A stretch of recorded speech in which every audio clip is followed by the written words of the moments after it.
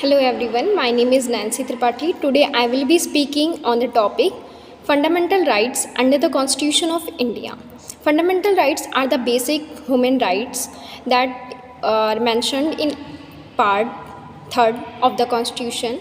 There are 6 fundamental rights: right to equality, Articles 14 to 18, right to freedom, Article 19 to 22, right against exploitation, Articles 23 and 24, right to freedom of religion, Articles 25 to 28, cultural and educational rights, Articles 29 and 30, rights to constitutional remedies, Article 32.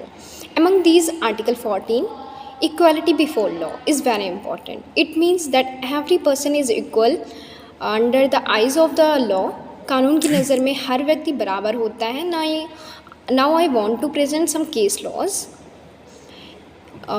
In Menka Gandhi versus Union of India 1978 case law, the issue was that the petitioner's passport was impounded by the government without giving proper reasons. The Supreme Court held that Article 21, right to life and personal liberty, cannot be interpreted narrowly.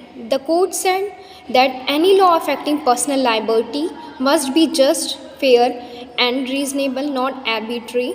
इस judgement ने article 21 का scope expand किया और ये establish किया कि dignity and fair procedure भी right to life का ही पार्ट है.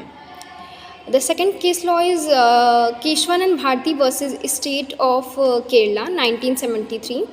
The main issue was whether the parliament has unlimited power to amend the constitution. The Supreme Court held that the parliament cannot alter the basic structure of the constitution.